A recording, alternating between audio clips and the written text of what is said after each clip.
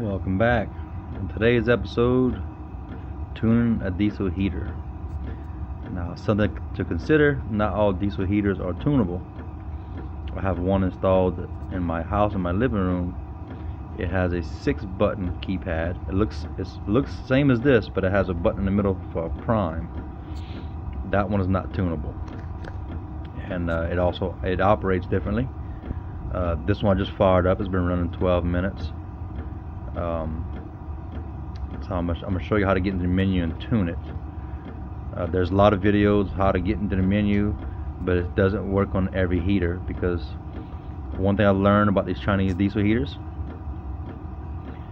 the same display could have 5 different firmwares and motherboards that control it. So if you need to replace the display, you need to get a matching motherboard, because I bought another display just like this, and when I plug it into this unit and one of my other units, it doesn't run the heater. It comes on, but you press the buttons, nothing really happens, because the display doesn't match the motherboard. Some people say just buy another display. You have to buy a matched display and a matched motherboard, and it's a gamble if it's tunable or not, because on Amazon it doesn't really tell you if it's tunable. It's a gamble. Like say, I've had 5 diesel heaters. 4 of them have a controller that look just like this. One of my controllers like this is not tunable, and I have another controller that has 6 button layout. It is not tunable, and it operates differently as far as these little bars. Now to tune, that's what these little bars are for. In the yellow or green, that's where you don't want to be. That means you got a lot of carbon buildup. You want to be 2 red bars. Now I'm running 14 minutes on my lowest setting. I should have 2 red bars lit up, and I don't. That means I don't have the most efficient burn. So in order to change it, it's a slow process. This one was set at 1.3, which is very low. The pump hertz on this particular model, when you increase in hertz. See, it's at 1.2. You increase in hertz. That the computer automatically adjusts your fan speed and the hertz. You hear the pick up speed, and in a few seconds the fan will pick up speed. But anyway, to tune it, press the settings, keep going down until you see a bunch of dotted lines across. This is your password. Press down. The password for almost all of them is 1688. Press OK. Next digit 6. OK. 8. Now I control my minimum pump hertz, so I need to go up higher to get the 2 bars. So you go up at 2 increments at a time. Press OK. My maximum is 4 hertz. I think it can max out the 5 something.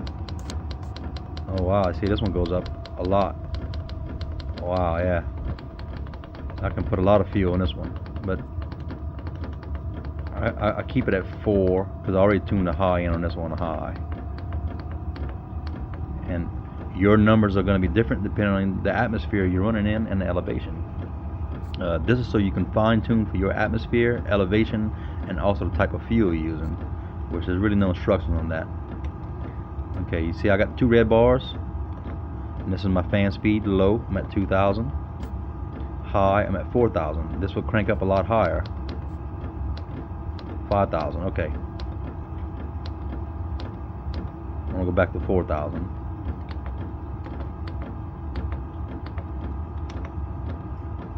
12 volts. I don't know what SN is for, I don't know what PF is for, and I don't know what the off is for.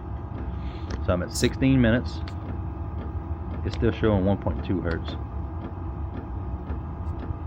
but you see me increase it. So the objective is to get both these red bars on its lowest setting and maintain those red bars. That's the most efficient burn it's going to have. And the same thing with high. You tune the high the same way. The high is going to be your max hertz.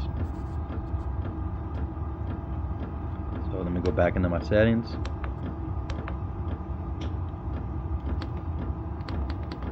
1, 6, 8. You You see, I am set to 2 hertz. I don't know why it's still showing 1.2 hertz. But at 2 hertz, I got the 2 red bars. As a rule of thumb, once you get the red bars, you go up another 2. And it timed out. But this is a quick tuning. I'm not a professional. I've only been playing with these fajitas for a couple of weeks now. Watched a lot of videos, online Facebook groups.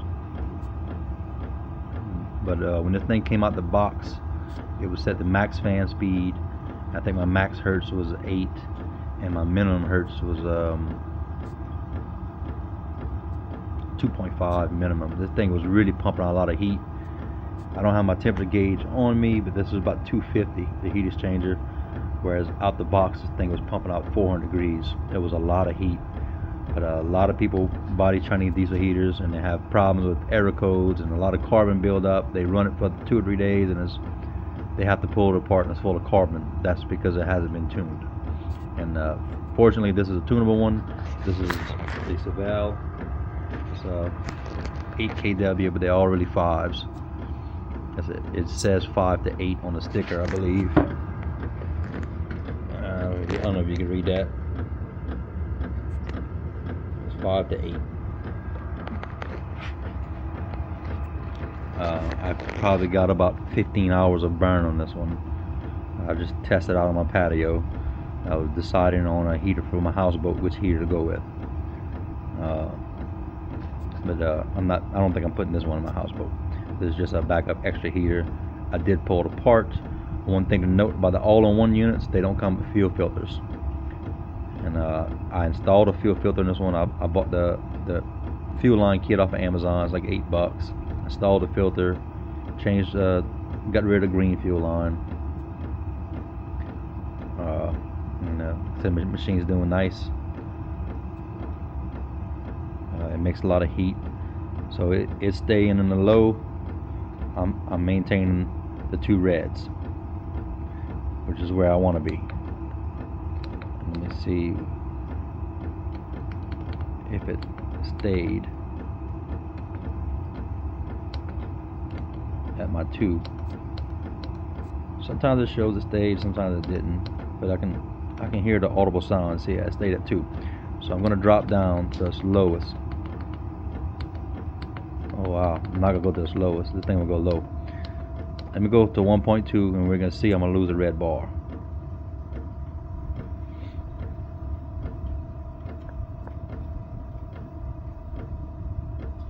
That's my understanding. Everything I read online and YouTube videos, you want to be in the red bar. I seen it fish it burn. I didn't press OK, so it went back to the 2. I'm pretty sure that's what happened. It went back to the 2.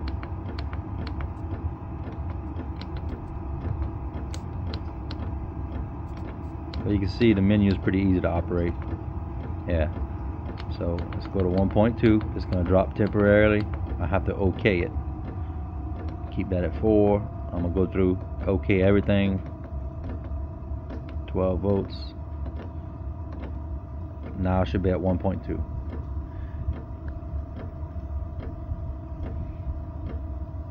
And I should drop a bar.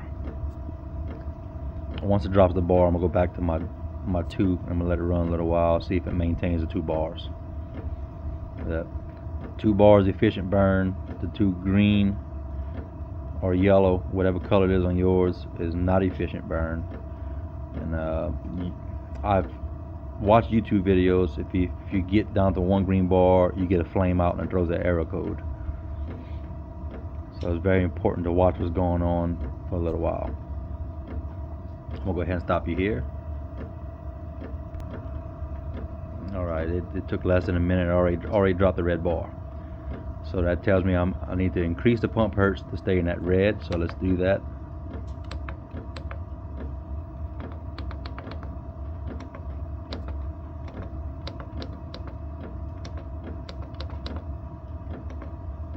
Now I'm going to increase my pump hertz. I'm going to go back up to 2. OK it. OK everything. That way I know it saves. Now that red bar is going to return. It might take a minute.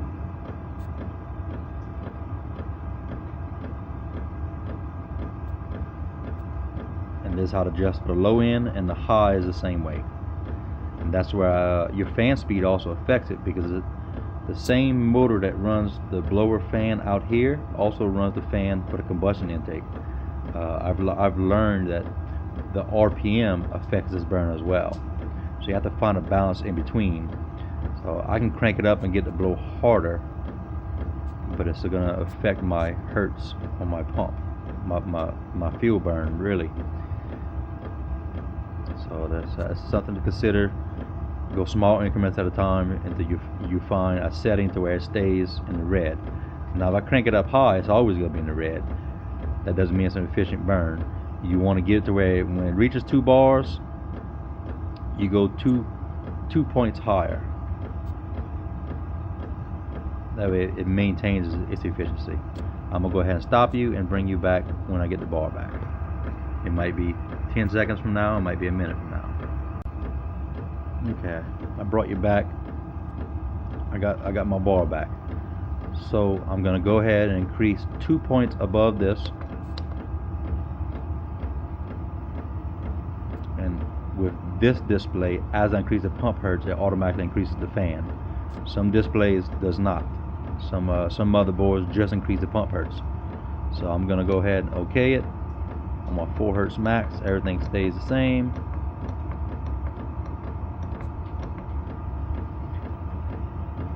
So that's it. That's a low end tuning, and the high would be the same. You just crank this thing all the way up. This one automatically adjusts the hertz. It senses the burn chamber temperature, but it automatically adjusts the hertz and the fan speed as needed to try and maintain a constant temperature in the burn chamber. Which this one does not. I don't believe it shows me burn chamber temperature. No, my other one shows me burn chamber temperature. This one does not. But she's blowing pretty hard and pretty hot. I'm gonna go ahead and end this video. Thank y'all for viewing. Alright, just powered this one on. This is my inside heater, inside my house. This is the other controller I was talking about. There's a 6 button. It has all the buttons: up, down, power, OK, settings, but it has a prime. This one's non-programmable. There's plenty of YouTube videos about you press a combination of buttons, it brings you to the different mode. There's no tuning menu in this one. There's only Alpine mode, which leans the mixture, and there's also a temperature setting mode or a timer mode. But these little bars have no relevance on the burn chamber. This is just fan speed only.